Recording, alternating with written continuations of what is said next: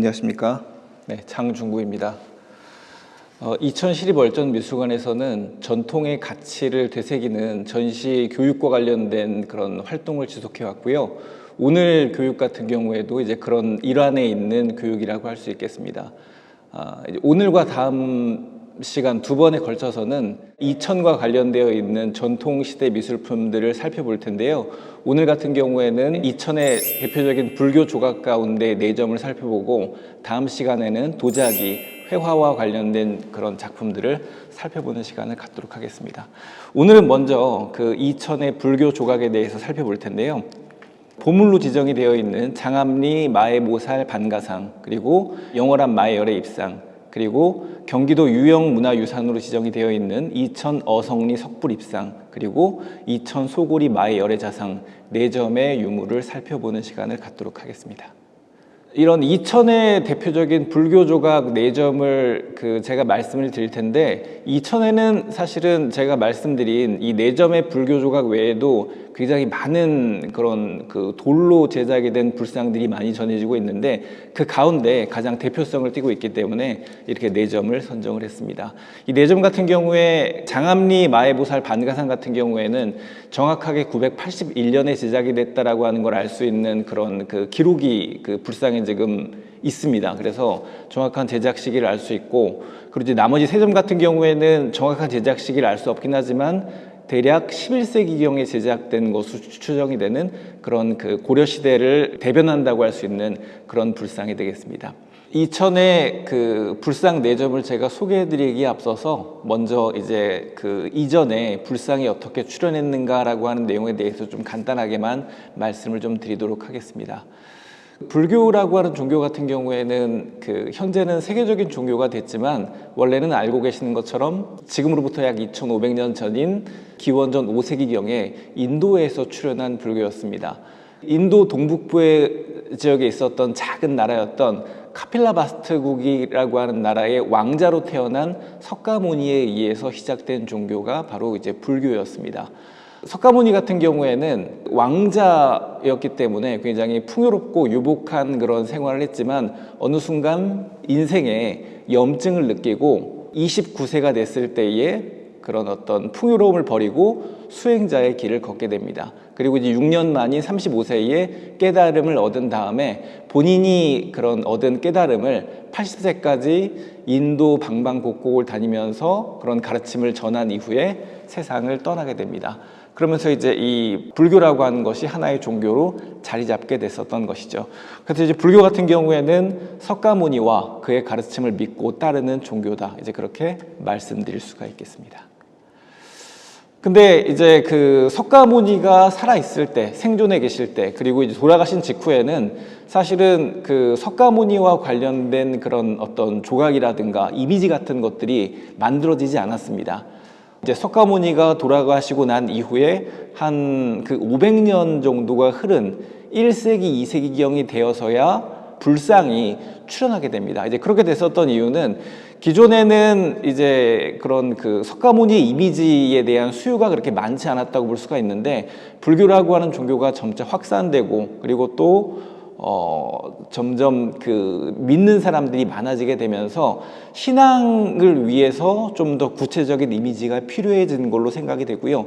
그런 가운데 그런 유럽 조각의 자극을 통해서 인도에서 1세기, 2세기경에 불상이 출현하게 됩니다. 그래서 지금 앞쪽 화면에 보고 계시는 인도 마투라 지역에서 제작이 된 삼존불이라고 하는 이제 불상을 통해서 그런 초기 불상의 사례를 살펴보실 수가 있습니다. 그리고 이제 이 불교라고 하는 종교 같은 경우에는 이후에 2세기경에 중국으로 전해졌고, 한국 같은 경우에도 삼국시대인 4세기경에 전해진 것으로 확인이 됩니다. 그래서 이제 구체적인 기록을 통해서 고구려 백제 신라의 삼국 가운데에 불교가 가장 먼저 전해진 나라는 알고 계시는 것처럼 북방에 있었던 고구려였습니다. 그래서 372년도에 불교 조각과 그 다음에 불교의 이론이 적혀 있는 경전이 전해졌다라고 하는 기록이 남아있기 때문에 확실하게 불교가 수용되었음을 확인해 볼 수가 있습니다.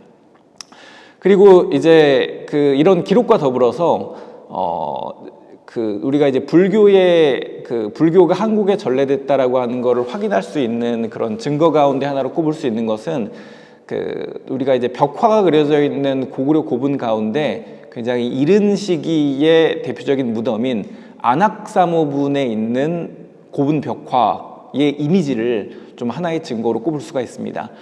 지금 화면에 보시는 이 연화도는 지금 제가 방금 전에 말씀드린 안악사모분 무덤 천장에 그려져 있는 그림입니다. 이제 제목 그대로 연꽃의 이미지를 이렇게 도안화시켜서 이제 그린 것인데, 이거는 뭐 그냥 이제 연꽃 이미지일 수도 하지만 사실 이제 연꽃이라고 하는 이 꽃 같은 경우에는 다른 식물들과는 다르게 불교와 굉장히 밀접하게 결부가 되어 있는 그런 식물이 되겠습니다.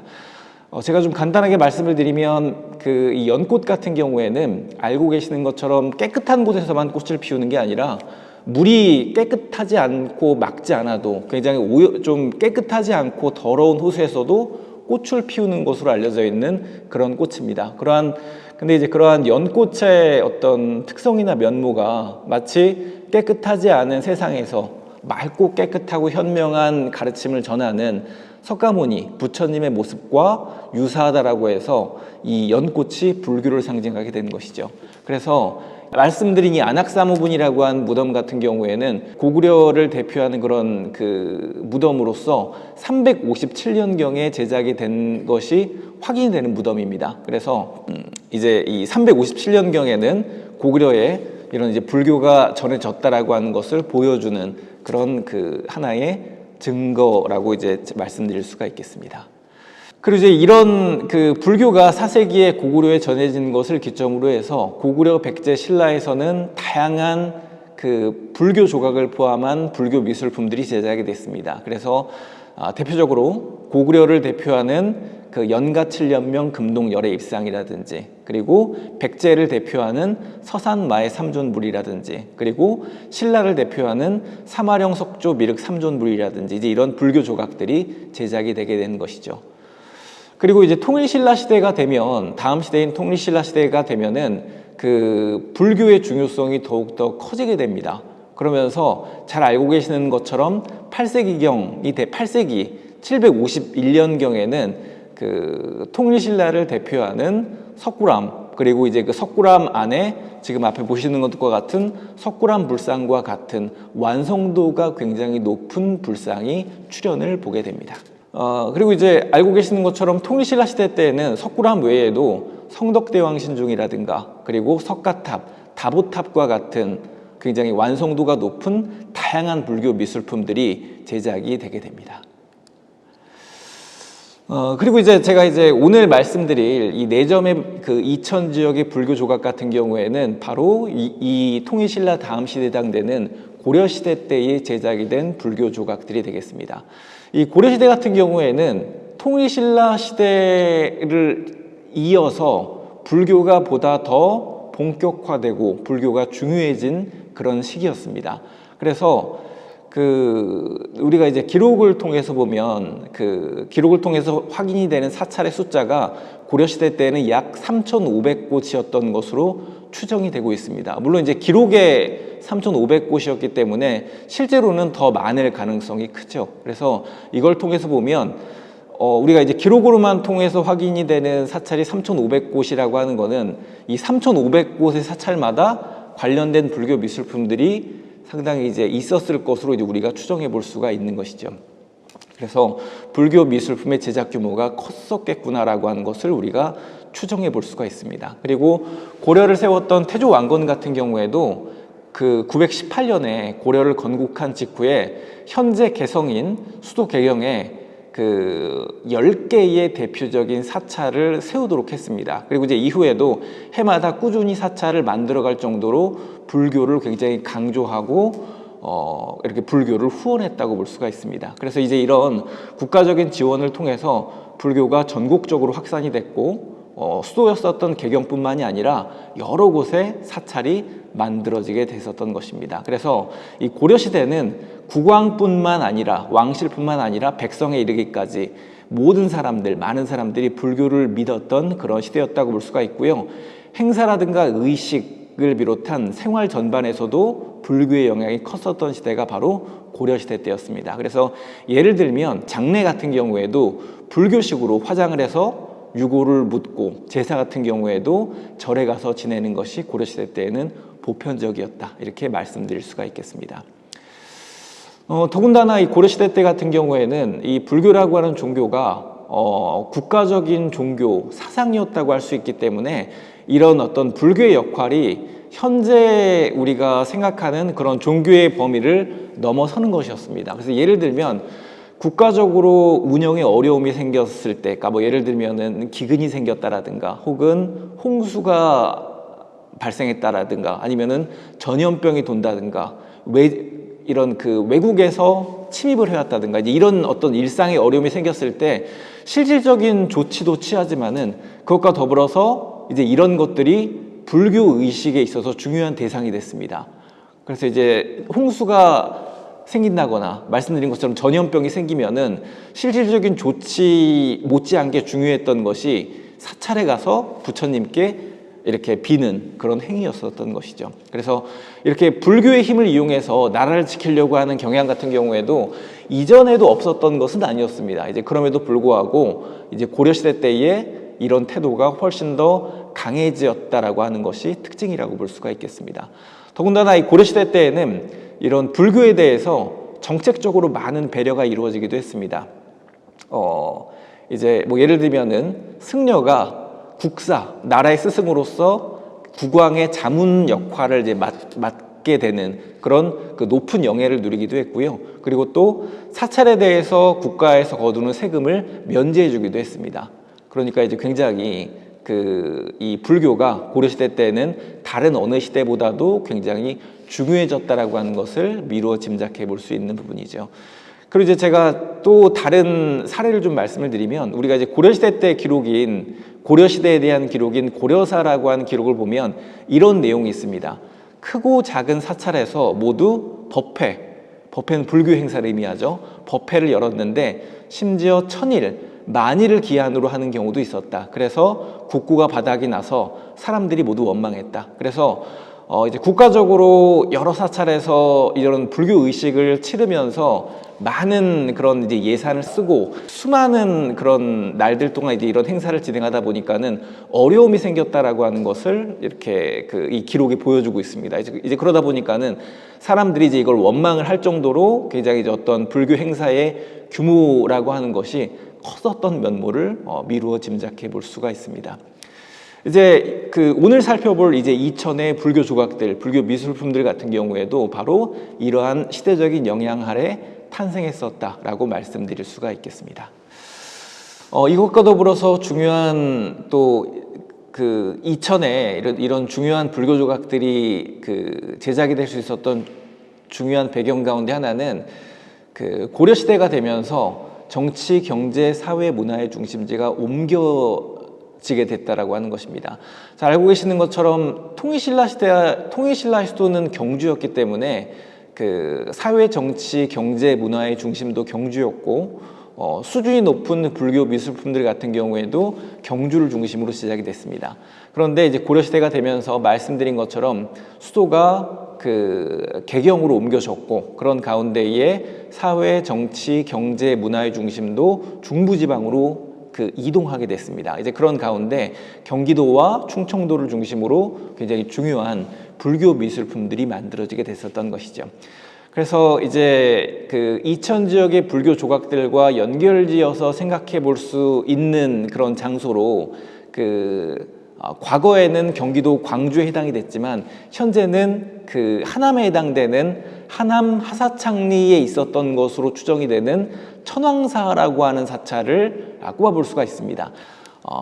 이제 과거에는 이렇게 경주나 경주 인근이 아닌 이런 중부지방에 규모가 큰 커다란 사찰이 이제 있기가 어려웠었는데, 이제 달라진 그런 시대적인 상황 속에서 중부지방인 경기도에 이런 커다란 천왕사라고 하는 사찰이 있었던 것이죠.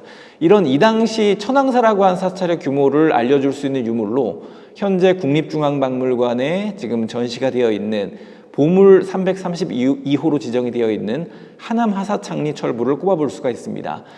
이 하남 하사창리 철불 같은 경우에는 이 당시 세워졌었던 커다란 대형 사찰인 천황사에 모셔졌던 그런 그 불상으로 추정이 되고 있습니다. 그리고 이 천황사라고 하는 사찰 같은 경우에는 고려 초에 굉장히 유력한 호족으로서 자신의 두 딸을 그 태조 왕건에게 그 출가시켰었던 그 왕규라고 하는 인물에 의해서 그 만들어졌었던 그런 사찰로 추정이 되고 있습니다.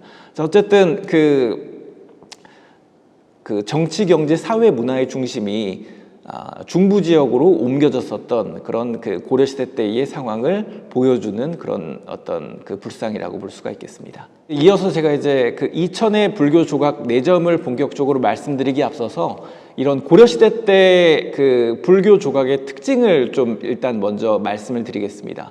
이 고려 같은 경우에는 그 전반기와 후반기로 나누어 볼 수가 있는데, 제가 오늘 말씀드리는 그 이천 지역의 불교 조각 같은 경우에는 전부 다 그 10세기, 11세기에 해당되는 고려시대 전반기의 불교 조각들에 포함이 됩니다.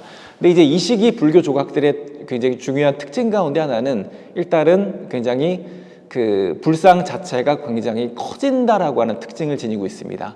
불상이 커진다라고 하는 특징, 그리고 또 그런 가운데에 다른 재료보다도 돌을 이용한 그런 조각이 많다는 그런 특징을 지니고 있습니다.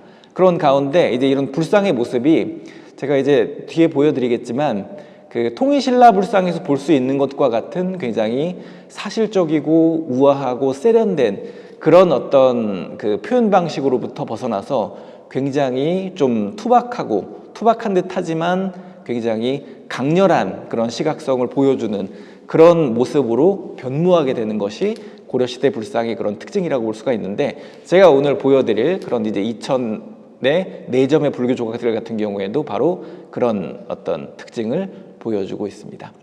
제가 이제 그런 불상들을 보여드리기에 앞서서 비슷한 시기 혹은 약간 앞서는 시기에 제작이 된 그런 불교 조각, 고려시대 때의 불교 조각품 몇 점을 보여드리겠습니다. 먼저 지금 앞쪽에 보시는 이 불교 조각 같은 경우에는 그 충남 논산 개태사에 있는 개태사 석조 삼존불 입상이라고 하는 불상입니다. 이 세점의 불상 같은 경우에는 고려 태조 왕건이 후백제를 토벌한 이후에 후백제를 토벌한 것을 기념하기 위해서 제작한 것으로 추정이 되는 그 세점의 불상입니다. 근데 이 세점의 불상을 보시면은 가장 가운데 있는 불상의 높이가 4.5m에 이릅니다. 그래서 보면은 굉장히 대형이고 또 돌을 이용해서 만들었고, 그렇지만은 굉장히 그 사이즈가 크고 장대한 가운데에 이 형태 자체는 굉장히 사실적이고 세밀하고 세련되고 우아하기보다는 굉장히 좀 이렇게 투박한 가운데에서도 강한 시각성을 좀 보여주는 것을 특징으로 하고 있습니다. 그러면서 석주, 돌석자, 기둥주자를 써서 돌기둥과 같은 그런 어떤 형상을 보여주는 것을 특징으로 하고 있습니다. 고려시대 때의 특징을 보여준다고 할 수가 있죠. 그래서 세련되고 우아하고 사실적인 면모보다는 굉장히 커다란 사이즈를 통해서 압도하는 것과 같은 그런 어떤 모습을 보여주는 그런 고려시대 때 초기 그런 불교 조각의 특징을 잘 보여주고 있다, 그렇게 말씀드릴 수 있겠습니다. 그리고 더불어서 또 비슷한 시기의 불상으로 꼽아볼 수 있는 것이 충남 논산 관촉사에 있는 관촉사 석조 보살 입상을 꼽을 수가 있습니다. 이 고려시대 때 이 초기에 대표적인 그 커다란 사이즈의 불상으로 꼽히는데요. 우리가 흔히 이제 이런 불상들 같은 경우에는 거석불이라고 부릅니다. 클 것자에 돌석자를 쓰고 있습니다. 그래서 이 관촉사 석조보살 입상 같은 경우에는 사이즈가 더 커서 무려 그 높이 18m가 넘는 굉장히 그 커다란 사이즈를 보여주고 있습니다. 역시 이 관촉사 석조보살 입상을 보시면은 커다란 사이즈를 보여주고 있지만 사실적이고 세련되고 우아하기보다는 굉장히 투박하면서도 강렬한 그런 시각성을 선보이는 그런 면모를 확인해 보실 수가 있습니다. 그러면서도 이제 이 조각을 보시면은 어떤 그 돌의 세부를 많이 다듬기보다는 돌 자체의 형태를 최소한도로만 다듬어서 돌 형상을 이용해서 어떤 그 조각하려고 하는 대상을 나타내는 그런 태도를 보여주고 있습니다. 자, 근데 이제 이렇게 그 대형 불상이 출현하는 것은 사실은 한국에서만 보이는 그런 특징은 아니었고요. 중국에서도 우리가 볼 수가 있는 동아시아적인 특징이었다고 볼 수가 있습니다. 그래서 지금 화면에 보시는 불상은 그 971년 지금 이 관촉사 석조보살 입상이나 혹은 개태사 석조 삼존불 입상이 제작된 것과 유사한 시기에 제작이 된 중국의 불상입니다. 그 시기 중국 송이라고 하는 나라가 세워졌고 송나라를 세운 태조 조광윤이 만들도록 한 불상입니다. 융흥사 금동 천수천안 관음보살상이라고 하는 불상인데요. 이 불상 같은 경우에는 청동으로 만든 불상이긴 하지만 높이가 21m에 이릅니다. 그래서 이제 이 불상 같은 경우에도 그 지금 보시는 것처럼 사실적이고 세련되고 우아한 그런 표현 방식보다는 굉장히 그 투박하지만 굉장히 강렬한 표현성으로 이렇게 그 사람들을 좀 압도하는 그런 어떤 성향을 갖고 있는 불상이라고 말씀드릴 수가 있겠습니다. 그래서 이렇게 커다란 불상을 만드는 것이 이 시기에 중국과 한국, 동아시아에서 공통적으로 좀 보이는 그런 현상이었다. 그렇게 이해해 주시면 되겠습니다. 자, 이제 이런 그 내용들을 염두에 두시고 이제 이천의 그 불교 조각품들에 대해서 이해를 해주시면 감사하겠습니다. 자, 가장 먼저 장암리 마해보살 반가상에 대해서 제가 말씀을 드리도록 하겠습니다. 장암리 마해보살 반가상 같은 경우에는 이제 명칭에서 보실 수 있는 것처럼 마장면 장암리에 현재 그 소재하고 있는 불상이고 현재 지금 이 사진에 보고 계시는 이제 이런 모습으로 위치하고 있습니다. 그래서 이 장암리 마해보살 반가상 같은 경우에는 이 명칭에서 지금 보실 수 있는 장암리라고 하는 거는 바로 이제 지명으로부터 온 거고요.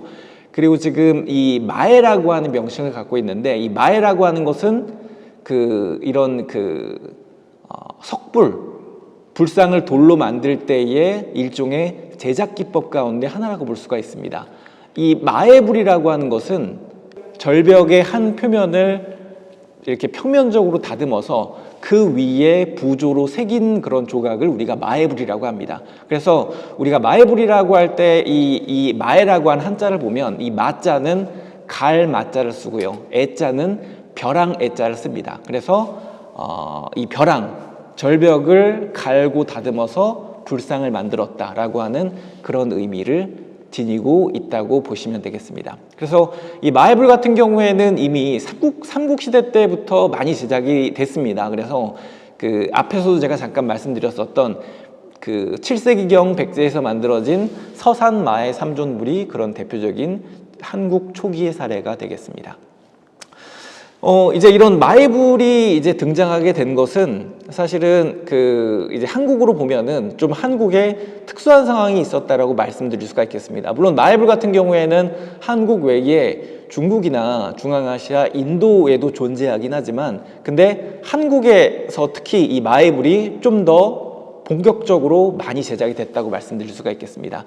자, 그런 이유는 불교의 종주국이라고 할 수 있는 인도 그리고 한국에 앞서서 불교가 전해졌었던 중앙아시아나 중국 같은 경우에는 석굴 사찰이라고 하는 형태의 사찰이 다수 존재합니다. 그러니까 인공으로 동굴을 파고 들어가서 그 내부에 불상을 모시고 사찰을 만드는 어떤 그런 형식이 인도로부터 비롯돼서 중앙아시아 중국에도 이렇게 보편화가 됐었던 것이죠. 자, 근데 이제 한국 같은 경우에도 당연히 이제 삼국시대 때에 불교를 받아들였기 때문에 중국이나 인도와 마찬가지로 그런 석굴 사찰을 만들고 싶었으나 한국 같은 경우에는 다른 나라와는 다르게 이것이 좀 원활하지 않았습니다. 왜냐하면 이거는 한국의 어떤 지형적인 특징 때문이었습니다.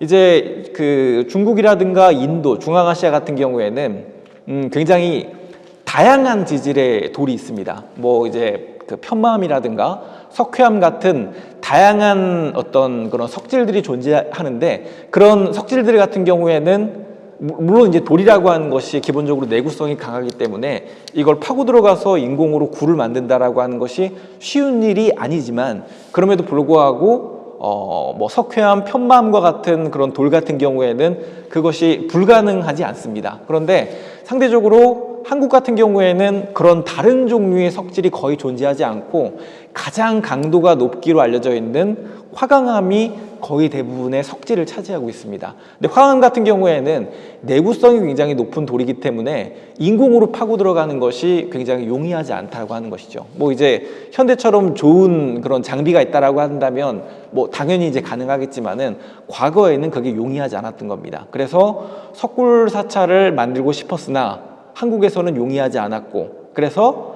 일종의 그거에 대한 대안으로서 마애불이 많이 제작이 되게 됐다고 하는 것입니다. 그래서 지금 앞에 보시는 것은 이제 인도의 아잔타 석굴을 멀리서 이제 포착한 장면인데, 지금 화면에 보시면은 여러 개의 구멍이 이제 보이는데 저것들이 다 인공으로 파고 들어간 그런 석굴 사찰의 모습들입니다.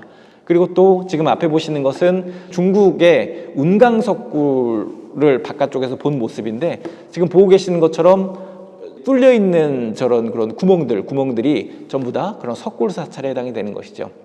그래서 한국에서도 이제 저런 석굴 사찰들을 만들고 싶었으나 용이치 않았다라고 하는 것입니다. 자, 이제 그런 것에 대한 대안으로 이제 마애불이 등장하게 됐습니다. 그래서 지금 제가 이제 서산마애 삼존부를 좀 보면서 말씀을 드리겠습니다. 그래서 이제 그 인공으로 석굴 사찰을 파고 들어가는 것이 좀 어려웠기 때문에 그것에 대한 대안으로서 마치 그 동굴을 연상시키는 그런 그 안반이 있는 곳에 절벽을 다듬은 다음에 그곳에다가 불상을 새기고 그 앞에다가 나무로 만든 건축물을 만들면은 석굴 사찰과 유사한 효과를 낼 수 있기 때문에 어떤 그런 마애불들이 다수 제작이 됐었던 것이죠. 그래서 서산마애 삼존불은 바로 그러한 취지로 이제 제작이 된 삼국시대 때의 그런 그 사례를 보여주는 그런 대표적인 작품이라고 볼 수가 있겠습니다. 그래서 이제 이런 이유 때문에 한국에서는 마애불이 굉장히 많이 제작이 됐다, 그렇게 볼 수가 있겠습니다. 그래서 이제 오늘 살펴보는 그 이천 지역의 4점의 불상 가운데 3점, 장암리 마애보살 반가상, 영월암 마애열의 입상, 이천 소구리 마애열의 자상 같은 경우에도 전부 다 마애불로 분류가 되겠습니다. 이런 부분들을 염두에 두시고 이 장암리 마애보살 반가상을 보시겠습니다. 측면을 보시면은 굉장히 정면에서 봤을 때는 좌우폭이 넓은 그런 돌이지만은 옆에서 봤을 때는 그렇게 그 돌 자체가 이렇게 크지 않은 모습을 볼 수가 있습니다. 그래서 판석과도 같은 두껍지 않은 돌 표면을 다듬은 다음에 그 위에 이제 새긴 그런 불상이라고 하는 것을 확인해 보실 수가 있습니다. 자, 보살 반가상이라고 이제 명칭이 그렇게 되어 있는데요. 지금 보시면은 일단 새겨져 있는 이 보살에 대해서는 뒤에 조금 말씀드리기로 하고, 이 자세를 좀 먼저 말씀드리겠습니다. 반가라고 하는 명칭이 지금 들어가 있는데요. 반가라고 하는 것은 반가부좌를 틀었다는 겁니다. 자, 여러분, 가부좌라고 하는 거는 책상다리를 의미하거든요. 반가부좌라고 하는 거는 책상다리에서 한쪽 다리를 내린 모습을 의미합니다. 그러니까 가부좌를 반만 틀었다라고 그렇게 이해를 해주시면 되겠습니다. 그래서 보시면은 한쪽 다리를 아래로 내리고 있는 모습을 확인해 보실 수가 있습니다. 자, 이제 이런 자세 같은 경우에는 이제 이전 시대의 사례인 삼국시대 7세기경에 제작된 것으로 추정이 되는 국보 83으로 지정이 되어 있는 유명한 금동반가 사위상과 같은 자세를 떠올리실 수가 있습니다. 그래서 이런 금동반가 사위상의 이제 이런 자세가 고려시대 때에 이제 이런 식으로 재현이 됐다, 이제 그렇게 이해를 해주시면 되겠습니다. 자, 세부를 보겠습니다. 지금 이제 보시는 것은 얼굴 부분입니다. 얼굴이 약간 사각형에 가까운 그런 형태로 조각이 됐고요. 그리고 이 부분은 이제 몸통이고요. 전체적으로 얼굴이나 상반신에 비해서 손은 굉장히 조그맣게 그렇게 조각이 된 모습을 확인해 보실 수가 있습니다. 그리고 이제 세부를 보시면은 이 돌을 굉장히 통일신라 시대 때 불상처럼 치밀하고 세밀하고 세련되게 다듬기보다는 이 돌의 표면을 최소한도로만 조각을 하고 다듬으면서 이 어떤 그 불교의 신이라고 할 수 있는 부처나 보살의 모습을 표현하려고 했었던 그런 태도를 엿볼 수가 있습니다. 네, 그래서 이제 지금 얼굴 부분을 다시 보시면은 이제 얼굴 위쪽에 머리에는 보관을 쓰고 있습니다. 이제 보관이라고 하는 것은 이런 그 보살들이 쓰는 화려하게 치장이 되어 있는 그런 모자를 보관이라고 하는데요. 지금 보관이 보이시고 보관 그 상단 좌우에 보면 구멍이 하나씩 뚫려 있는 것을 보실 수가 있는데, 이거는 이제 아마도 현재는 지금 존재하지 않는데 원래 제작 당시에는 이 구멍이 뚫린 곳에 금속으로 만든 장식이 함께 이렇게 달려 있었던 것으로 추정이 됩니다. 근데 이제 지금 현재는 그것이 지금 없어지고 그 흔적만 지금 남아 있는 것이죠. 그런 모습을 보여주고 있습니다. 자, 그리고 이제 이 보관을 보시면은 보관 가운데 쪽에는 연꽃잎 3개로 만들어진 연꽃 형태의 문양이 있고요. 그리고 그 가운데에 보시면은 그 사람이 앉아 있는 것과 같은 형태의 그런 그 문양이 있습니다. 우리가 이제 이런 그 문양 같은 경우에는 흔히 화불이라고 부릅니다. 화불. 이 화자는 별 화자, 부처 불자를 씁니다. 이 화불 같은 경우에는 그 이제 그 부처님이 앉아 있는 그런 형상이라고 볼 수가 있는데, 그 부처나 보살이 사람들을 구제해주기 위해서 때와 장소를 가리지 않고 모습을 다양하게 바꿔서 나타난다라고 하는 것을 상징적으로 표현한 것, 이제 우리가 이제 이것을 화불이라고 부릅니다. 자, 근데 이 화불이라고 하는 것은 제가 이제 뒤에 말씀드리겠지만 그 불교의 여러 다양한 그 부처나 보살들 가운데에 관음보살이라고 하는 그런 보살의 중요한 특징입니다. 그래서 뒤에 말씀드리겠지만 이 화불이라고 하는 거는 이 장암리 마해보살 반가상이 다른 그런 부처나 보살이 아니라 관음보살이라고 하는 것을 보여주는 그런 그 하나의 어떤 그 상징이라고 볼 수가 있겠습니다. 그리고 그 아래쪽으로 보시면은 보관 아래로는 이렇게 머리카락이 살짝 흘러내린 이렇게 동그란 모습을 이제 살펴보실 수가 있습니다. 자, 그리고 이어서 손 부분을 보면 손에 이 그 무언가를 쥐고 있는데 이거는 그 연꽃입니다. 그래서 그 연꽃 같은 경우에는 제가 앞에서도 말씀드렸던 것처럼 그 불교하고 강력하게 연결이 되는 불교의 상징이다라고 말씀을 드렸는데, 역시 그러한 차원에서 이 보살의 손에 그 쥐어져 있는 것이다, 이제 그렇게 이해를 해주시면 되겠습니다. 그리고 이제 세부를 보시면은 이 불상 같은 경우에는 양각, 그 다음에 음각, 그 다음에 선만을 이용한 선각, 이렇게 3가지의 기법을 이용해서 어떤 그 말씀드렸던 것처럼 최소한도로만 돌을 다듬으면서 제작이 됐음을 확인해 보실 수가 있습니다. 지금 이 불상을 보시면은 이제 말씀드린 것처럼 그 반가사유상 같은 경우에는 이렇게 당연히 앉아 있는 그런 상이기 때문에 다리가 이렇게 앞쪽으로 돌출이 되는 게 당연합니다. 근데 그런 돌출이 되어 있는 다리 부분을 돌이 이렇게 튀어나와 있는 부분을 최대한 살려서 표현한 그런 그 말씀드렸던 것처럼 돌의 그런 그 자연스러운 형상을 최대한 살려서 불상을 만든 모습을 확인해 보실 수가 있습니다. 그래서 보시면은 옷주름, 그 다음에 발의 표현을 보실 수가 있는데, 말씀드렸던 것처럼 통이신라 불상에서 볼 수 있었던 것과 같은 세련되고 우아한 사실적인 표현 방식과는 좀 다른 좀 투박한 모습을 살펴보실 수가 있습니다. 그리고 보시면은 보살이 손에도 연꽃을 쥐고 있었지만은 발 같은 경우에도 이렇게 연꽃 모양의 받침을 밟고 있는 그런 모습을 확인해 보실 수가 있습니다. 그리고 화면 하단에 보면은 옷자락이 이렇게 살짝 살포시 바람에 날리는 것 같은 표현이 이렇게 음각을 이용해서 이렇게 그 선으로 새겨져 있는 모습을 확인해 보실 수가 있는데, 이런 것들은 이제 굉장히 그 조각이면서도 회화적인 표현이라고 볼 수가 있고, 좀 단조로움을 피하기 위한 그런 또 유려함을 강조한 그런 표현이라고 볼 수가 있겠습니다.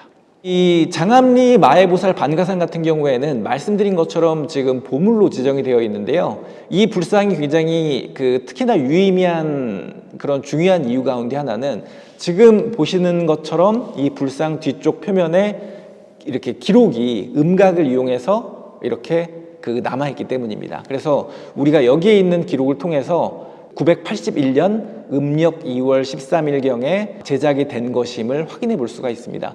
여기에는 여러 글자로 되어 있는 그런 기록이 남아 있는데 굉장히 손상이 좀 심해서 전체가 다 확인이 되지는 않습니다. 근데 이제 그럼에도 불구하고 언제 제작이 됐는가라고 하는 것을 확인할 수 있기 때문에 굉장히 이제 중요한 자료라고 볼 수가 있겠습니다.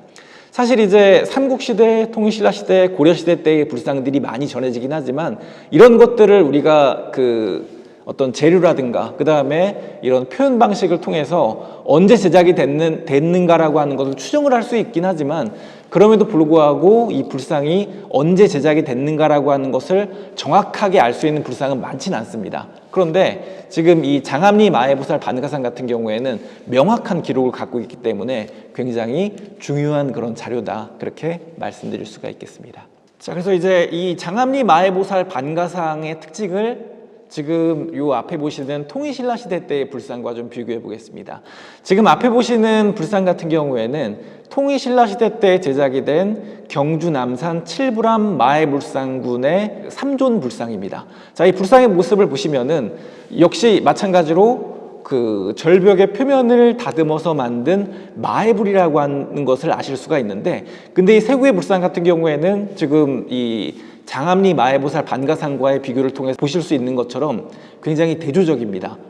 이 칠불암 마애불상군 같은 경우에는 굉장히 이 돌의 표면을 굉장히 깔끔하고 잘 다듬어서 굉장히 이렇게 완성도를 높이려고 한 그런 태도가 반영이 되어 있습니다. 그래서 우아하고 세련되고, 그리고 비교적 이 당시로서는 사실적으로 조각하려고 한 그런 태도가 반영이 되어 있다고 하겠습니다. 그래서 우리가 칠불암 마애불상군의 불상과 장암리 마애보살상의 그런 비교를 통해서 고려시대 불상의 특징을 엿볼 수 있다, 그렇게 말씀드릴 수 있겠습니다. 이렇게 이제 고려시대 때의 불상이 이런 특징, 장암리 마애보살 반가상과 같은 특징을 띠게 된 것은 이제 고려시대 때 불교의 특징과 연결이 됩니다. 이제 어떤 이야기냐면, 말씀드렸던 것처럼 고려시대는 불교라고 하는 종교가 일종의 국교로서 국가적인 종교가 된 시대였고, 이 불교가 굉장히 널리 민간에까지 확산된 그런 시기였습니다. 그렇기 때문에 여러 곳에 불상이 필요해졌고, 그런 가운데에 그 수많은 불상들이 만들어져야 됐고, 그런 모든 불상들을 많은 비용과 많은 시간을 들여서 높은 완성도로 만들 수는 없었거든요. 이제 그러다 보니까는 그 비교적 구하기 쉬운 재료의 쉬우면서도 내구성이 강한 돌을 이용한 그런 조각들이 많아지게 됐고, 그런 가운데에 어떤 시간과 비용과 노력을 절감하기 위한 그런 어떤 경향성 속에서 이제 통일신라 불상의 그런 세련되고 우아하고 또 사실적인 그런 표현과는 좀 다른 좀 커다란 특징만 잡아서 투박하지만 강한 표현성의 불상이 등장하게 됐다. 그리고 이제 그런 불상들을 제작할 때에는 재료의 특성과 어떤 재료 자체의 형태를 최대한 살리게 됐다. 이제 그렇게 이해해 보실 수가 있겠습니다.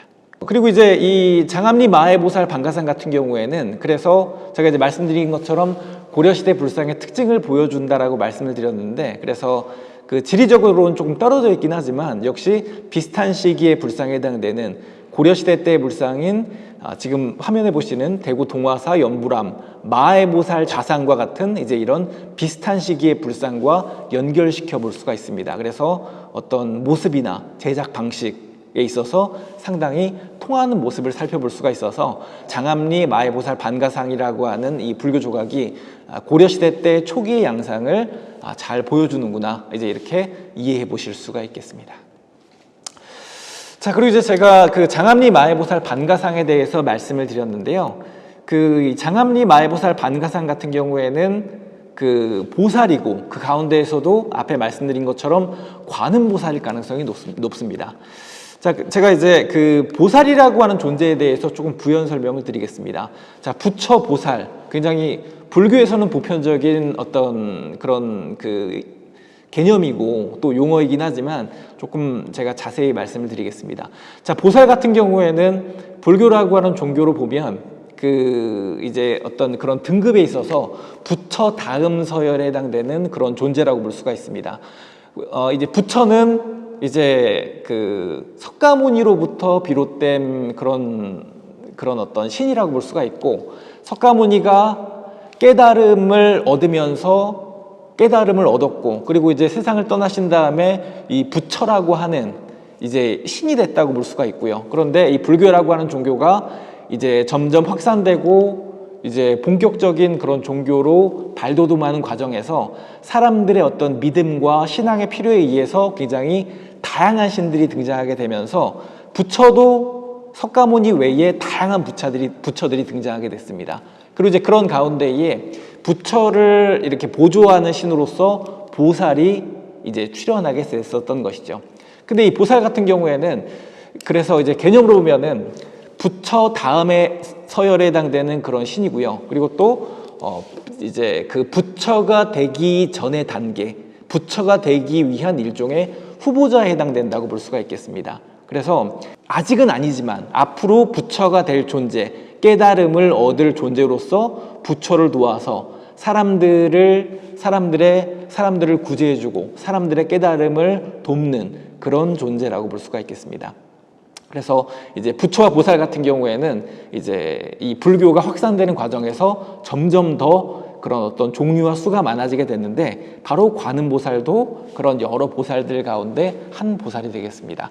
자, 근데 이 관음보살 같은 경우에는 불교의 여러 보살들 가운데에서도 가장 인기가 많은 보살이었습니다. 자, 그 이유는 이 관음보살의 성격 때문이었습니다. 일단 제가 이 관음보살의 명칭에 대해서 좀 말씀을 드리면, 이 관음보살은 사실은 줄인 이름이고, 관음보살의 전체 이름은 관세음보살입니다.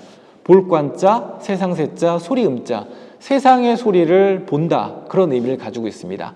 이 관음보살이 맡고 있는 역할은 이렇습니다. 이제 그 어떤 사람이 굉장히 곤란함과 어려움에 처했을 때 관음보살을 진심으로 외고 찾으면 그 상황에 등장해서 그 어려움을 해결해 준다라고 하는 어떤 의미와 성격을 갖고 있는 존재가 바로 관세음보살입니다.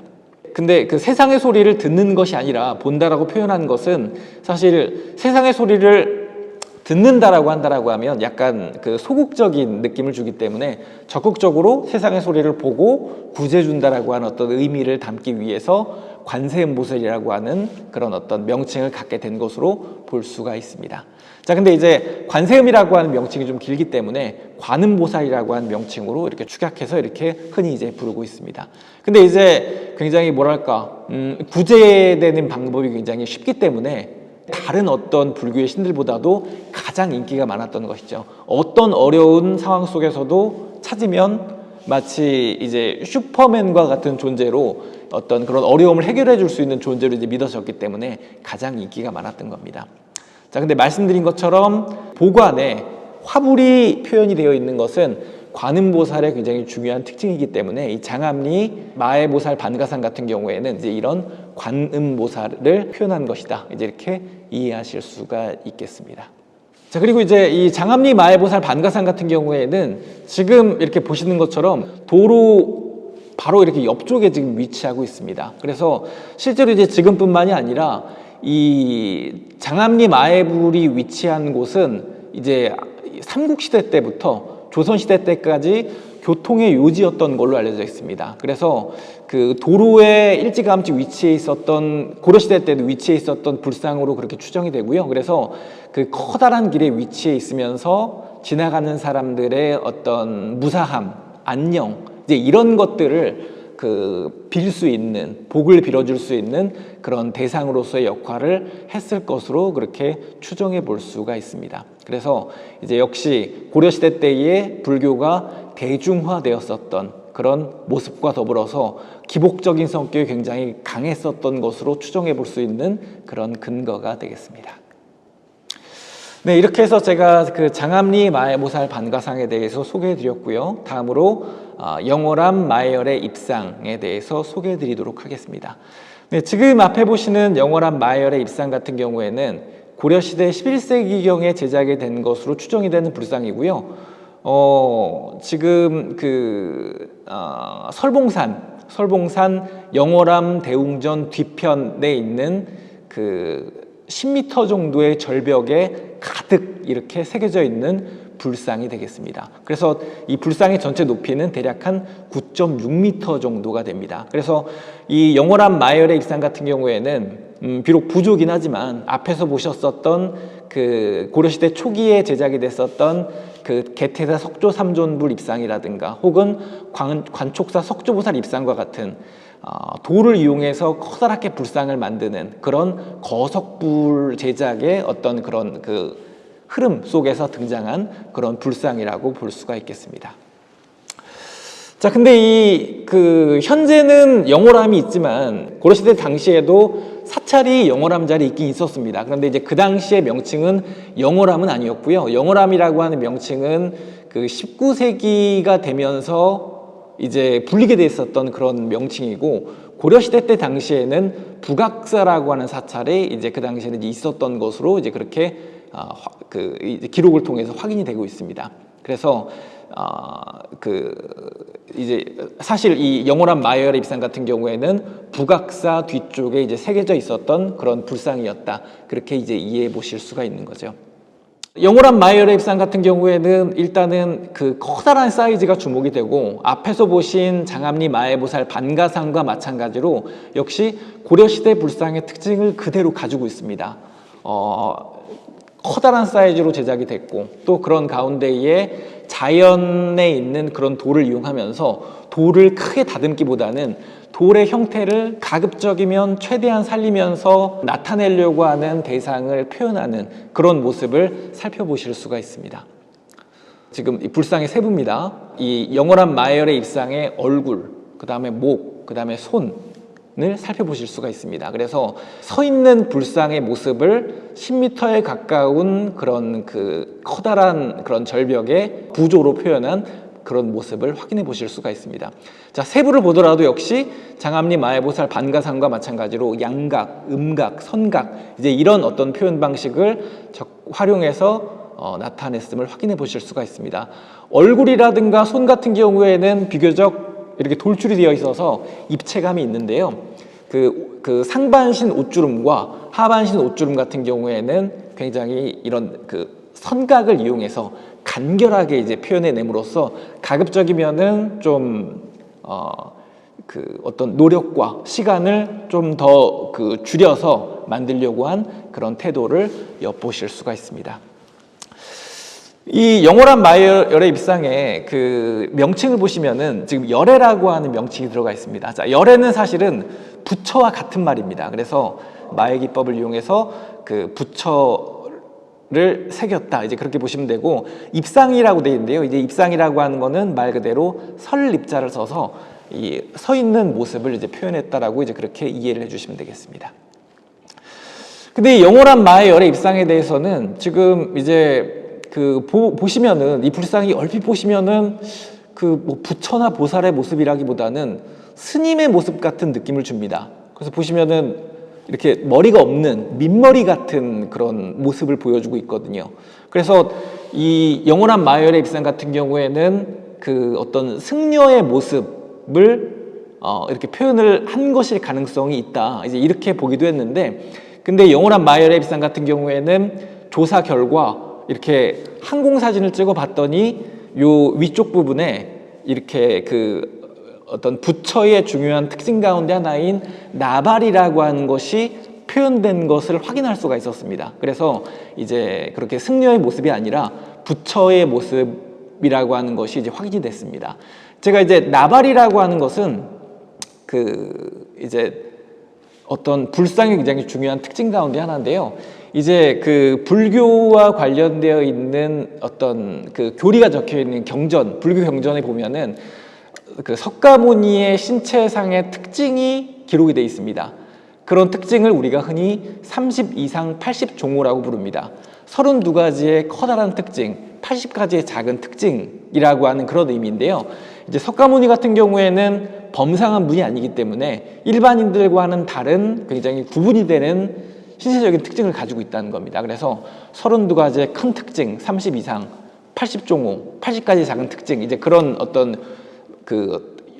용어를 가지고 있는데, 근데 바로 이 나발이라고 하는 것도 거기에 포함이 됩니다. 그래서 나발이라고 하는 거는 소라 할 때 라자와 털 발자를 씁니다. 그래서 그 석가모니 같은 경우에는 그 머리카락이 소라 껍데기처럼 한 가닥 한 가닥이 한 방향을 향해서 말려 있다라는 겁니다. 그래서 그런 것이 표현이 된 것이 바로 나발입니다. 근데 이제 그런 나발들을 우리가 다른 불상들에서도 확인해 볼 수가 있거든요. 그런데 지금 이 영월한 말의 열애 입상 같은 경우에도 정면에서 봤을 때는 그런 것이 확인이 되지 않지만은 항공사진을 통해서 머리 위쪽 부분에 나발이 표현이 되어 있는 것을 확인할 수 있기 때문에 그런 승려의 모습이 아니라 이제 부처의 모습을 표현한 것이다라고 하는 것을 확인할 수가 있었습니다.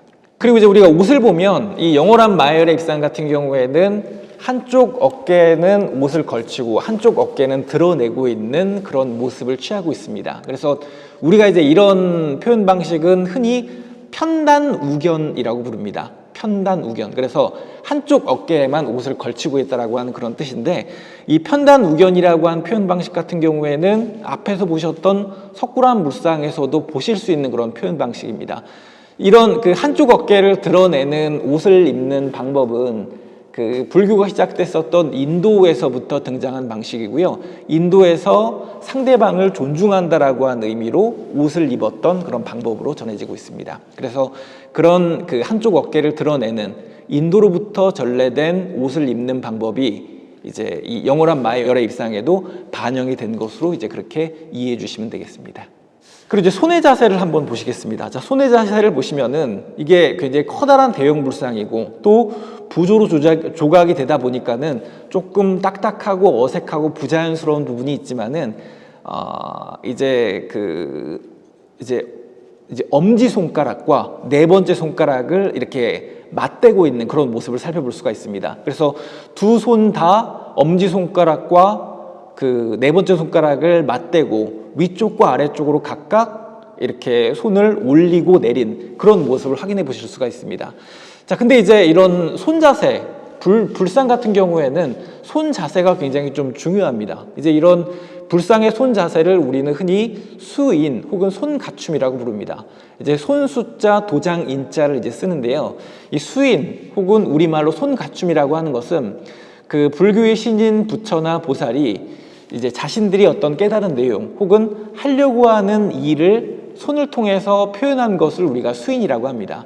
그래서 이 수인이라고 하는 거는 이제 이 불상이 이제 어떤 성격을 갖고 있는가라고 하는 거를 파악하는 데 있어서 굉장히 중요한 역할을 한다고 볼 수가 있습니다. 자, 근데 이 수인이라고 하는 거는 고대 인도에서 이제 의사 전달 수단의 하나로 사용하던 일종의 수화와도 같은 그런 손놀림이 불상을 만들면서 자연스럽게 반영이 된 것으로 그렇게 추정이 되고 있습니다. 그래서 굉장히 여러 가지 손 자세가 있는데요. 근데 그런 여러 가지 손 자세들 가운데에 지금 이 영월한 마열의 입상에 보이는 이 손 자세 같은 경우에는 근데 굉장히 정확하진 않습니다. 그렇지만은 대체로 아미타 구품인이라고 하는 그런 손 자세를 취한 것으로 볼 수가 있습니다. 그 아미타 구품인이라고 하는 손 자세 같은 경우에는 여러 그런 그 불교의 부처 가운데에 그 이제 불교의 천국인 서방극락정토라고 하는 불교의 천국에서 이제 사람들에게 무한한 생명을 주는 부처인 아미타 부처라고 하는 부처가 있습니다. 그러한 아미타 부처가 취하는 손 자세로서 사람들을 9단계로 나누어서 이제 구제해 준다라고 한 의미를 이제 가지고 있는 그런 손 자세를 우리가 아미타 구품인이라고 부릅니다. 근데 이 아미타 구품인 같은 경우에도 이렇게 여러 가지 그 세부적으로는 9가지의 손 자세가 있는데 그 가운데에 지금 여기 앞에 보시는 요런 이미지와 같은 이제 이런 그 손 자세가 있습니다. 그 하품하생이라고 부르는 아미타 구품인 가운데에 한 손 자세와 상당히 유사한 모습을 보여주고 있습니다. 근데 지금 조금 다르긴 한데 이렇게 다른 거는 커다랗게 대형으로 불상을 만들고 또 부조로 만드는 가운데에 좀 어색하게 표현이 된 걸로 볼 수가 있고 그 아미타 구품인을 표현한 걸로 볼 수가 있겠습니다. 근데 이 그 영월한 마의 열애 입상의 이 손 자세에 대해서는 석가모니가 깨달음을 얻은 다음에 사람들에게 가르침을 전할 때의 손 자세인 설법인 혹은 전법륜인이라고 부르는 손 자세다라고 보는 경우도 있습니다. 물론 이제 그런 손 자세와도 좀 유사하기도 하지만, 근데 그 전범윤인 혹은 설법인이라고 하는 손 자세 같은 경우에는 엄지와 더불어서 이렇게 붙이는 손가락이 다른 손가락입니다. 그래서 어떤 걸 표현했는지 명확하게 정의할 수는 없지만, 그럼에도 불구하고 설법인보다는 아미타구푸민이라고 하는 손 자세에 좀 더 가깝다, 이제 그렇게 볼 수가 있겠습니다. 자, 그렇게 보면은 이제 이 불상이 이제 이 영원한 마이열의 입상이 어떤 불상을 표현한 것인지 조금 궁금해지는데요. 근데 이제 그 영원한 마이열의 입상 같은 경우에는 기존에 알려지기로는 그 불교의 여러 부처 가운데에 미래의 그 사람들을 구제해주는 그런 존재로서 미륵부처라고 하는 부처가 있습니다. 이 미륵부처라고 하는 부처는 56억 7천만 년 뒤에 사람들을 구제해주는 미래의 부처입니다. 그런데 이제 근데 이제 고려시대 때에 이런 미륵부처에 대한 믿음과 신앙이 굉장히 강했기 때문에 이 영원한 마하열의 입상 같은 경우에도 그런 미륵부처를 표현했을 가능성이 높다라고 이제 사실은 봤습니다. 그리고 이제 실제로 이제 그럴 가능성도 있다고 보는데요. 근데 말씀드린 것처럼 이 부처의 손 자세는 아미타 구푸민일 가능성도 높습니다. 이제 그렇게 보면은 이 영원한 마하열의 입상 같은 경우에는 미륵불일 수도 있지만은 손 자세가 아미타 구푸민이 맞다라고 한다면 이제 아미타 부처일 가능성도 있는 것이죠. 그래서 이렇게 두 가지 가능성을 다 열어놓을 필요가 있다, 이제 그렇게 생각이 됩니다. 그리고 이제 역시 이 불상 같은 경우에도 말씀드렸던 것처럼 통일신라 시대 때에 세련되고 우아하고 사실적인 그런 표현 방식과는 다른 굉장히 투박하면서도 강렬한 표현성을 보여주고, 그리고 이제 큼직큼직하게 형태를 나타내면서도 특징을 반영하는 그런 어떤 그 모습을 갖고 있고, 또 이 돌이라고 하는 재료를 크게 많이 가공하지 않고 그 형태를 잘 살리는 그런 특징을 보여주고 있는데, 근데 이제 그런 면에서 고려시대 때 어떤 그 이제 커다란 부조불상의 특징과 통한다고 볼 수가 있고요.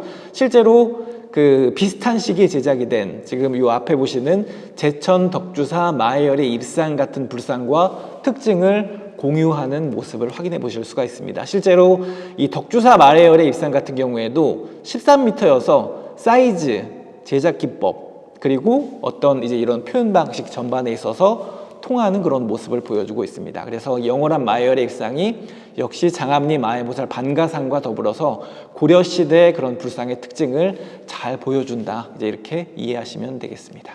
자, 다음으로 이천어성리 석불 입상에 대해서 제가 말씀드리도록 하겠습니다. 이 이천어성리 석불 입상 같은 경우에도 그 대략 한 11세기경에 제작이 된 고려 전반기의 불상으로 추정이 되고요. 이천어성리 석불 입상 같은 경우에는 경기도 유형문화유산 107호로 지정이 되어 있는 그런 불상입니다. 자, 이 불상 같은 경우에 뭐 얼핏 보시면은 그렇게 커 보이시지 않을 수도 있는데, 이 불상 같은 경우에도 상당히 사이즈가 큽니다. 그래서 높이 4.2m 정도에 해당되는 상당히 커다란 규모를 보여주고 있습니다. 지금 앞에 보시는 이 이천어성리 석불 입상 같은 경우에는 이제 고려시대 전반기 불상 가운데에 마치 돌 기둥과 같은 그런 특징을 보여주는 석주형 불상의 한 대표적인 사례가 됩니다. 자, 석주, 돌석자, 기둥주자를 써서, 그러니까는 앞에서 이제 그 앞에 보신 그 개태사 석조 삼존불 입상, 그 다음에 관촉사 석조 보살 입상과 같은 불상들을 보셨는데, 뭐 예를 들면 관촉사 석조 보살 입상 같은 경우에는 거의 18m 정도에 달하는 커다란 사이즈를 갖고 있고, 그리고 이제 좀 더 볼륨이 있는, 약간 더 이제 굴곡이 있고 요철이 있는 그런 모습을 보여주고 있긴 하지만, 그래도 좀 원기둥에 가까운 그런 좀 단순한 형상을 갖고 있었습니다. 근데 이제 그런 어떤 불상들이 시간이 지나면 지날수록 좀 더 원기둥 혹은 사각기둥에 가까워지는 그런 모습을 보여줍니다. 이제 그거는 좀 더 어떤 제작을 용이하게 하기 위해서 어떤 제작 비용, 그 다음에 제작 시간, 제작에 있어서의 어떤 그런 노력을 좀 줄이기 위한 그런 효율성 측면에서 등장한 그런 불상이라고 볼 수가 있는데, 바로 이런 이 이천어성리 석불 입상 같은 경우에는 그런 특징을 보여주고 있습니다. 그래서 이제 직접적으로는 지금 앞에 보시는 그 보물 96호로 지정이 되어 있는 충주 미륵리 석조열의 입상 같은 이제 이런 불상과의 관련성을 생각해 볼 수가 있습니다. 지금 이 충주 미륵리 석조열의 입상 같은 경우에도 그 관촉사 석조보살 입상과 같은 불상과 같은 그런 맥락에 있긴 하지만 그럼에도 불구하고 볼륨감이 좀 더 줄어들은 원기둥과 같은 혹은 사각기둥과 같은 형태를 보여주고 있거든요. 이제 고려 시대 때 전반기 불상이 좀 더 단순화되는 그런 양상을 보여주고 있고 이천 어성리 석불 입상 같은 경우에도 그런 경향을 대표하는 이천 지역의 대표적인 그 석주형 돌 기둥 모양의 불상이다 그렇게 말씀드릴 수가 있겠습니다. 그래서 이제 불상을 보시면은 입상입니다. 서 있는 입상이고요. 한 4등신 혹은 5등신 정도에 해당되는 얼굴이 좀 크고 그 상반신과 하반신이 좀 그렇게 길지 않은 좀 짧은 그런 어떤 비례를 보여주고 있는데 이런 어떤 형태 같은 경우에도 고려시대 때에 서 있는 입상의 그런 어떤 커다란 특징들과 통한다고 볼 수가 있겠습니다. 그리고 우리가 이제 이 불상을 보시면은 얼굴도 그렇고요. 신체 부분 같은 경우에도 그렇고 앞서 살펴보신 영월암 마의 열의 입상, 그 다음에 장암리 마의 보살 반가상처럼 역시 굉장히 좀 투박하고 단순한 듯하지만 강한 표현성으로 이렇게 마무리되어 있는 모습을 확인해 보실 수가 있습니다. 그래도 이제 얼굴 부분 같은 경우에는 좀 입체감이 좀 살아있는데 신체 부분에서는 단순화, 평면화의 그런 경향이 더 강합니다. 그래서 지금 이런 옷주름이라든가 손의 표현을 보시면은 사실 이 어성리 석불 입상 같은 경우에는 지금 전면, 측면 모습을 살펴보실 수 있는 것처럼 사실은 부조가 아니라 그러니까 지금까지 보셨던 장암리 마해보살 반가상이나 영월암 마열의 입상 같은 경우에는 마해불, 부조, 2차원의 부조였잖아요. 그런데 이 어성리 석불 입상 같은 경우에는 어쨌든 3차원의 환조에 해당이 됩니다. 그런데 환조이긴 환조이지만 보시면은 환조 불상이면서도 굉장히 평면적이고 밋밋한 그런 모습을 보여주고 있습니다. 이거는 그만큼 환조로 불상을 만들면서도 굉장히 좀 효율적으로 재료를 많이 가공하지 않고 다듬지 않고 그 재료 자체의 특징을 살려서 가공을 최소화해서 제작하려고 하는 고려시대 때 불상의 그런 특징이 반영되어 있다고 볼 수가 있겠습니다. 그래서 사각 기둥과 같은 그런 형태를 보여주고 있는 것이죠. 그래서 손도 다리도 이런 옷주름 같은 경우에도 거의 이렇게 입체감이 없이 몸에 찰싹 달라붙어 있는 것 같은 그런 평면적인 모습을 보여주고 있고 그런 가운데 손 자세가 약간 굉장히 어색한데요. 이렇게 어색한 손 자세 같은 경우에도 그런 결과물이라고 볼 수가 있겠습니다. 그래서 보면은 옷주름 같은 경우에도 굉장히 이렇게 무슨 문양처럼 도식적으로 표현된 모습을 확인해 보실 수가 있죠. 그래서 손 자세가 좀 이상한데요. 지금 이렇게 그 한 손은 위로, 한 손은 아래쪽으로 내리고 있는 손 자세인데 이 손 자세는 지금 이렇게만 봐서는 어떤 자세를 표현했는지 명확하지 않습니다. 그럼에도 불구하고 우리가 이제 좀 가장 가깝게 추정해 볼 수 있는 손 자세, 수위는 시무웨인 여원인이라고 하는 손 자세입니다. 자, 시무웨인 여원인이라고 하는 손 자세는 보통 이렇게 같이 나오는데요. 이제 그 한쪽 손을 이제 그 위로 올린 손 자세 같은 경우에는 시무웨인이고요. 한쪽 손을 아래로 내린 손 자세는 여원인에 해당이 됩니다. 그래서 이 시무웨인이라고 하는 손 자세는 모든 두려움을 없애주마. 그 다음에 한 손을 내린 이 여원인이라고 하는 손 자세 같은 경우에는 모든 소원을 들어주마라고 하는 그런 의미를 지니고 있습니다. 그러니까 우리가 합치면 모든 두려움은 없애주고 모든 소원은 들어준다라고 하는 굉장히 좋은 의미만 이렇게 모아놓은 그런 손 자세라고 볼 수가 있는 거죠. 그래서 시무웨인 여원인이라고 하는 손 자세를 표현한 걸로 보이는데 근데 지금 말씀드린 것처럼 이렇게 굉장히 입체감이 강한 그런 그 조각이 아니라 굉장히 환조이면서도 굉장히 평면적으로 좀 나타낸 조각이다 보니까 손을 이렇게 가급적이면은 이렇게 그 몸에 가깝게 표현하다 보니까 이렇게 좀 어색한 표현이 된 걸로 그렇게 생각이 됩니다. 그래서 역시 고려시대 때 말씀드렸던 그런 고려시대 때 불상의 특징이 잘 반영이 돼 있다 그렇게 말씀드릴 수 있겠습니다.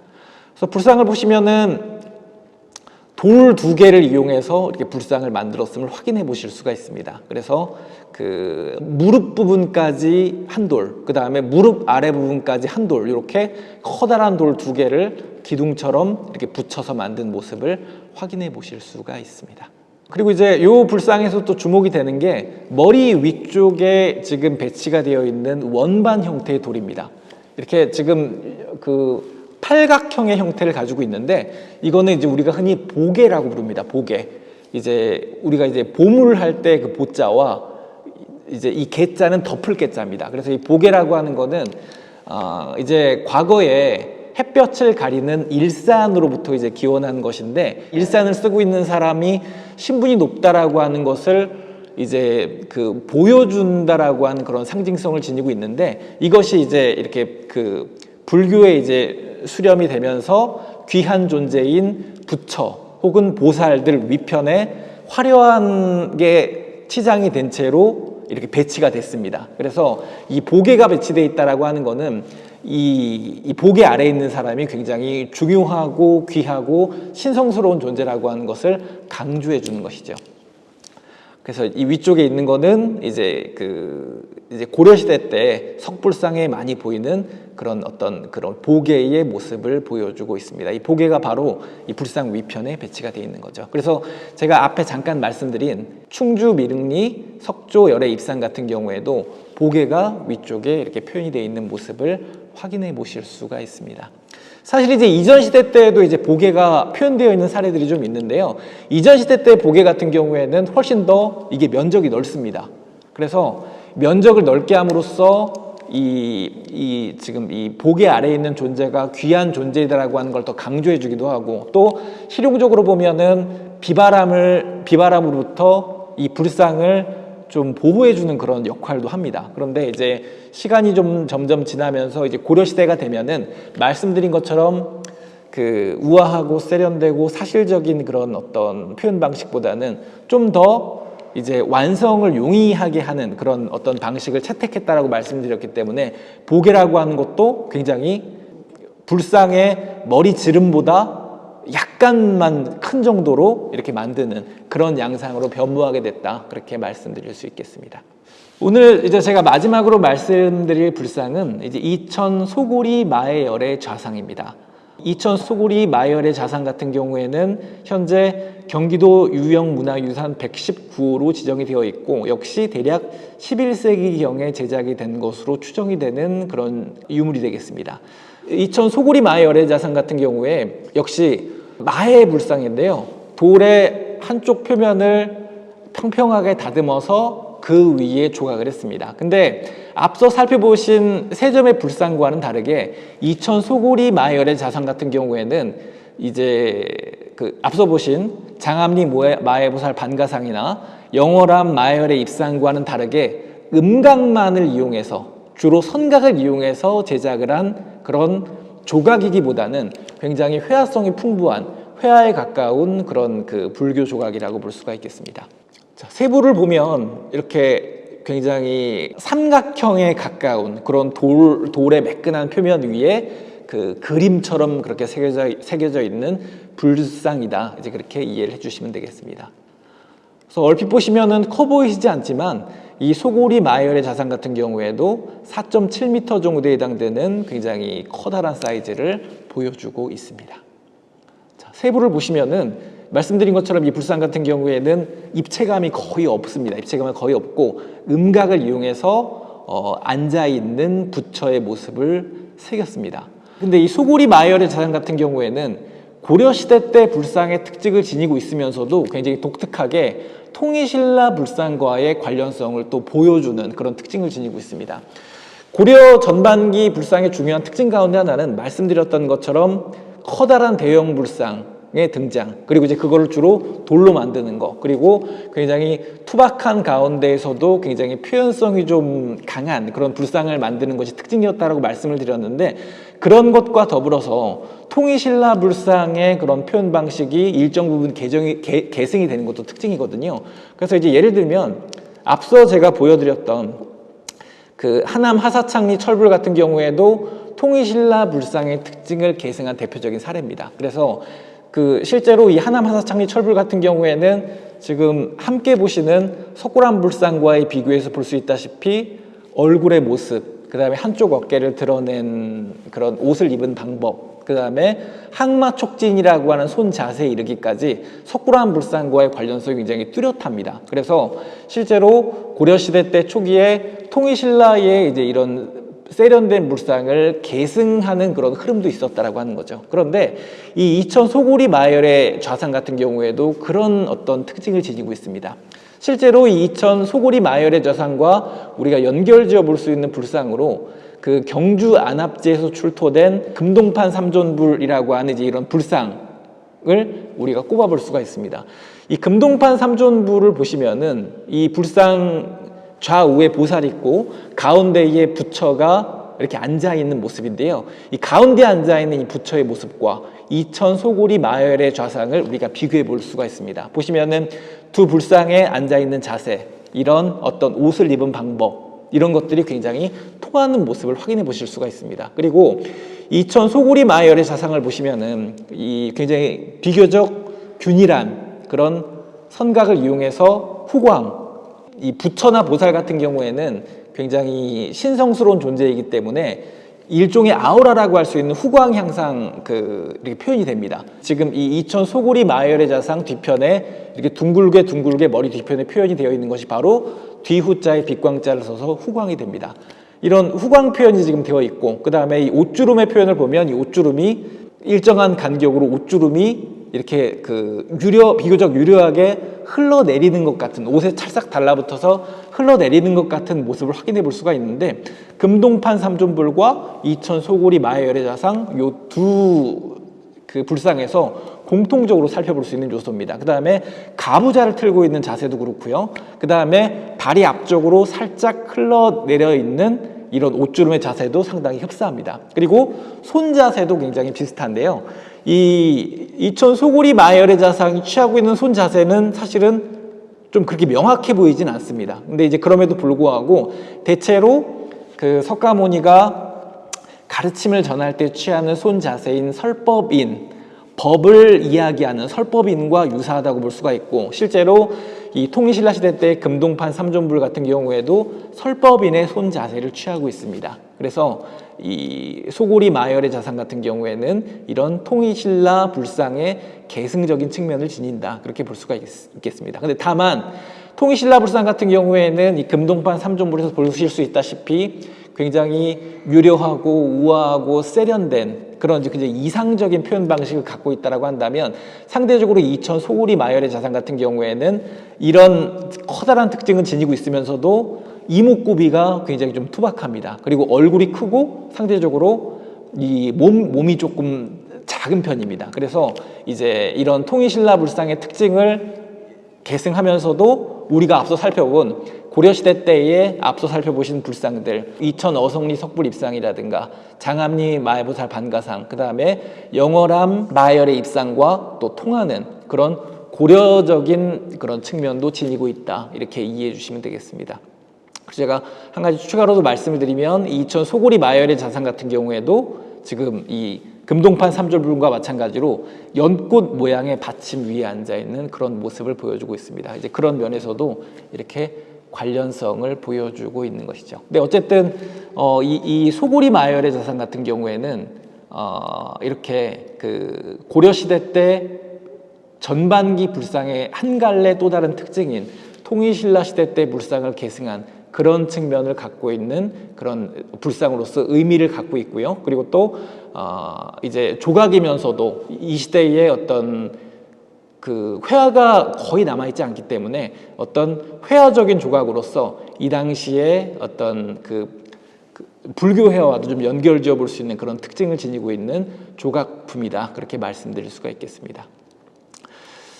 그리고 이제 이 그 소고리 마열의 좌상 같은 경우에는 역시 고려적인 특징을 또 지니고 있다라고 할 수 있는 것이, 그 비슷한 시기에 제작이 된 대구 동화사 연불암 마의 열의 좌상과 같은 이제 이런 불상과 또 이렇게 견주어 볼 수가 있습니다. 그래서 역시 고려적인 특징을 지니고 있다, 그렇게 말씀드릴 수가 있겠습니다. 그래서 제가 오늘 말씀드린 이 4점의 이천의 이 불상들이 사실은 4점에 불과하긴 하지만 말씀드렸던 것처럼 고려 전반기 불상의 굉장히 중요한 특징들을 다 가지고 있는 굉장히 중요한 불상이다라고 하는 것을 이제 아실 수가 있습니다. 이제 고려시대 때 불상, 고려의 불상은 이제 고려 후반기로 넘어가게 되면은 이제 특징이 굉장히 좀 달라지게 됩니다. 그래서 이제 우리가 지금 앞에 보시는 개운사 목조 아미타불 자상과 같은 흔히 단아한 표현 방식의 불상이라고 하는 살집이 좀 있으면서 굉장히 우아함과 세련됨을 강조하는 불상, 그리고 또 굉장히 화려하고 장식적이고 날씬함을 강조하는 금동관음보살 자상과 같은 중국 원나라로부터 전래가 된 티베트 불교식 불상, 이제 이런 불상들이 고려 후기가 되면은 새롭게 출현하면서 상당히 좀 다른 모습이 전개가 됩니다. 그래서 고려 전반기 불상의 특징은 제가 이제 앞에 말씀드린 그런 그대로인데요.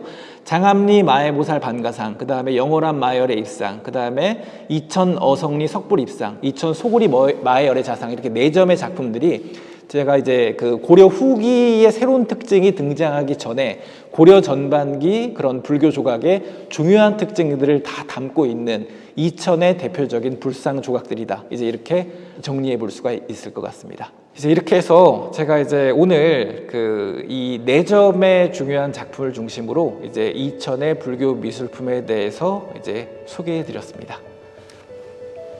네, 이렇게 오늘 강의를 마치도록 하겠습니다. 네, 감사합니다.